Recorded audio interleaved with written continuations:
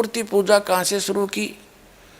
हमारे ऋषि महर्षि इनकी पूजा करते आए तो हम भी करने लग गए। यानी इनको मूर्ति रखना पाप नहीं है। जैसे आपके दादा परदादा की कोई मूर्ति है, पिताजी की फादर की मूर्ति है, माँ की मूर्ति है, तो उस मूर्ति को रखने में क्या पाप है भाई? कोई दोष नहीं। और उसको नमस्कार भी कर दिया सत्कार से तो वो भी पाप नहीं।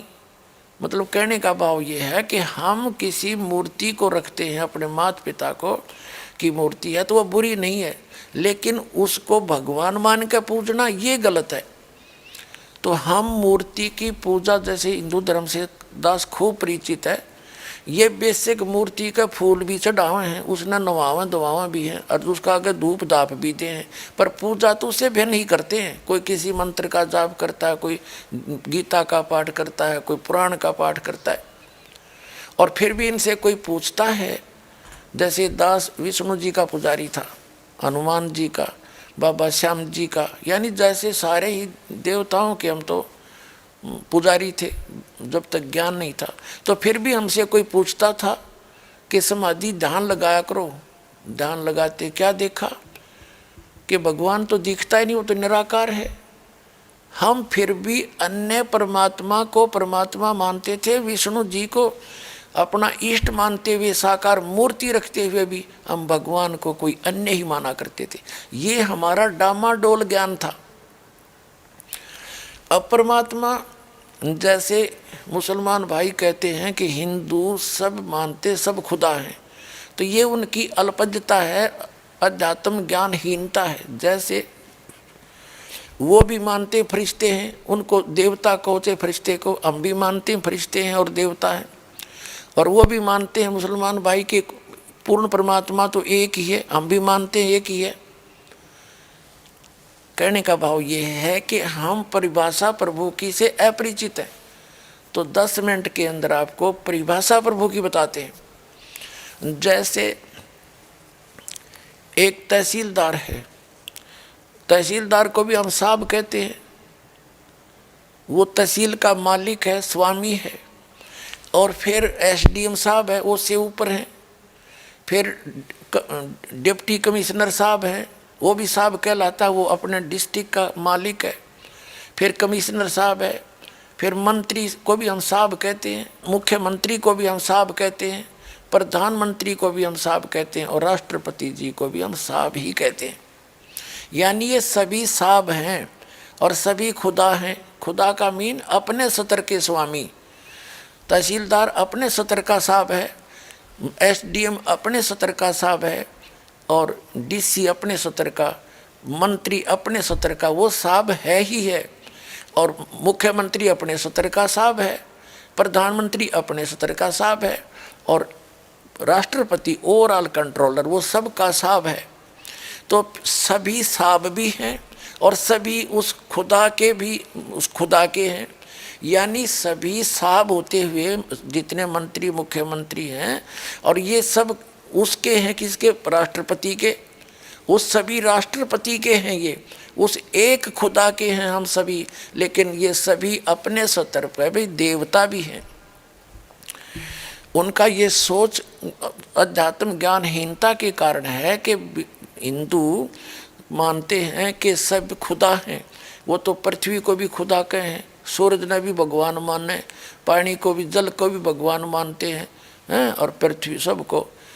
इसका भाव ये है कि जैसे यहाँ एक विद्युत मंत्री है, एक फॉरेस्ट मिनिस्टर है, तो विद्युत मंत्री कोई जड़ नहीं है, वो एक मनुष्य है। उसके अंतर्गत ये सारी इलेक्ट्रिक विभाग जो इलेक्ट्रिकल, ये सारे विभाग आते हैं। ऐसे ही जैसे कोई फॉरेस्ट मिनिस्टर है, वो कोई वृक्ष नहीं है, कोई जंगल समूह नहीं है, वो जंगल समूह का कंट्रोलर है। ऐसे ही जो सूर्य देवता है, उसका नाम सूर्य देव है। वो नर आकार है, एक चलती फिरती शक्ति है, और उसके अंदर जितने भी प्रकाश स्रोत हैं विश्व के, वो सारे उसके कंट्रोल में है। वो विद्युत मंत्री समझ लो। ऐसे ही जल को भी कहते देवता मान नहीं है। जल एक वरुण है, वरुण देवता है, वो उसको भी जल बोलते हैं। वरुण देवता है, वो जल के सभी स्रोतों का कंट्रोलर है। ऐसे ही एक पृथ्वी देवी है, वो सभी इन पृथ्वी ग्रहों का सबकी संचालक है। तो ऐसे ही हम सभी देवता अलग अलग हैं। अब ये हिंदू क्या मानते हैं कि सभी खुदा भी हैं, और ये सब जितने जिस स्तर के खुदा हैं, स्वामी हैं, मालिक हैं, ये सब एक ही खुदा के हैं। इन सब का ओवरऑल कंट्रोलर केवल एक ही है, वो अल्लाहू अकबर है, वो कबीर है। This is the definition of God. ये उस परमात्मा की परिभाषा है। इसको ना समझकर हम भ्रमित हैं। हम अब दास जो प्रयत्न कर रहा है कि उस अल्लाहू अकबर की जानकारी अब दास के पास है, जिसकी न तो हजरत मोहम्मद जी को प्राप्त हुई, क्योंकि हजरत मोहम्मद जी को जिसने ज्ञान दिया, कुरान शरीफ का ज्ञान दाता, सूरत फुरकानी 25 आयत 52 से लेकर 59 में स्पष्ट करता है, कोई कबीर अल्लाह है, अल्लाह कबीर है, उसको बड़ा कहते हैं मुसलमान भाई। तो बड़ा भगवान है, उसकी जानकारी कुरान शरीफ का ज्ञान दाता भी नहीं जानता। वो कहता उसके लिए ये वही है, वो अल्लाह अकबर जिसने 6 दिन में सृष्टि रची, 7वां दिन तख्त पर जा बैठा। और उसकी खबर किसी बाखबर से पूछो, इससे सवसिद्ध है कि कुरान शरीफ का ज्ञानदाता भी उस अल्लाह अकबर के से अपरिचित है, उसकी ना भक्ति से परिचित है, ना उसके ज्ञान से परिचित है। वो कौन है, कहाँ है, उससे भी परिचित नहीं है। उसके से ये दास परिचित है, वो बाखबर ये पर दास है। इसके पास आओ और अपना कल्याण कराओ।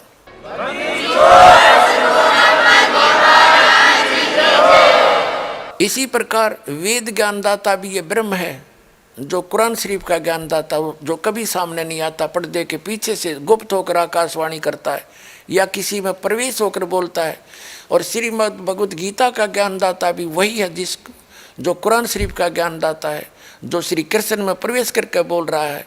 जैसे कुरान शरीफ का ज्ञानदाता हजरत मोहम्मद के अंदर प्रवेश करके उसके अंदर से आवाज़ निकल रही है, उसमें कभी फरिश्ते प्रवेश करते हैं, जैसे भी वो मानते हैं। तो ऐसे ही वो एक ही वही परमात्मा, यानी वो ब्रह्म सत्र का जो भगवान है, जो काल है, यही कुरान शरीफ का ज्ञानदाता, यही वेदों का ज्ञानदाता, और यही श्रीमद् भगवद गीता का ज्ञानदाता। श्रीमद् भगवद गीता अध्याय नंबर 4 के श्लोक नंबर 34 में गीता ज्ञानदाता भी कहता है कि मुझे ज्ञान नहीं उस परम अक्षर ब्रह्म का, जिसके विषय में यह कहता है कि अर्जुन 18वें अध्याय के 62वें श्लोक में तू सर्वभाव से उस परमेश्वर की शरण में जा, उसकी कृपा से ही तू परम शांति को और सनातन परम धाम को प्राप्त होगा। अपने विषय में गीता ज्ञानदाता कहता है 4थे अध्याय के 5 और 9 श्लोक में, दूसरे अध्याय के 12वें श्लोक में और 10वें अध्याय के दूसरे श्लोक में कि अर्जुन तेरे और मेरे बहुत जन्म हो चुके, तू नहीं जानता मैं जानता हूँ।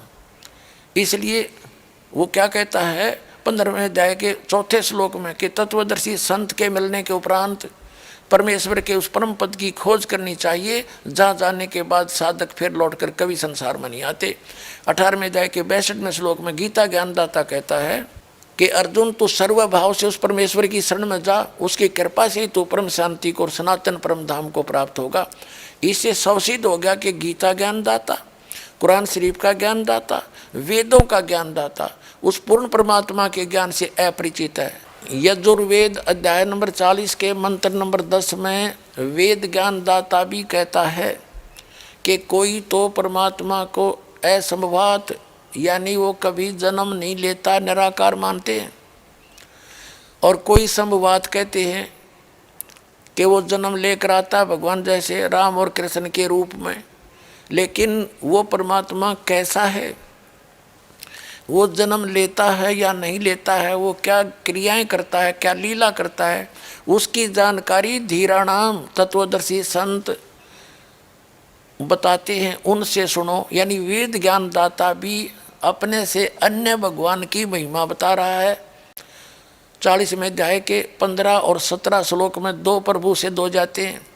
वेद ज्ञानदाता कहता है मेरा एक ओम नाम है, उसका जाप करोगे तो ओम नाम के सत्र का अमृतो आपको प्राप्त होगा, आपकी उतनी परम गति हो जाएगी। फिर 17वें श्लोक में कहा कि वो पूर्ण परमात्मा तो प्रोक्ष है, गुप्त है, मैं ब्रह्म हूँ, ब्रह्म लोक में रहता हूँ। इससे सिद्ध हो गया कि वेद ज्ञानदाता से भी कोई अन्य है और उसकी जानकारी किसी तत्वदर्शी संत से पूछने को ही कहा है। ठीक इसी प्रकार कुरान शरीफ का ज्ञानदाता भी अपने से अन्य उस अल्लाह अकबर यानी बड़े भगवान की तरफ की पाकी बयान करने को कह रहा है। वही समर्थ है, उसी ने 6 दिन में सृष्टि रची, 7वें दिन तख्त पर जा बैठा। उसके विषय में कुरान शरीफ का ज्ञानदाता भी अनभिज्ञ है, वो नहीं जानता है। उसके लिए तत्वदर्शी संत से पूछने को कहा है। तो वो तत्वदर्शी संत ये दास है। दास के पास कंप्लीट कोर्स है, कंप्लीट स्पिरिचुअल नॉलेज है। आइए और ग्रहण करिए, अपना कल्याण कराइए। बोलो सतगुरुदेव की जय हो।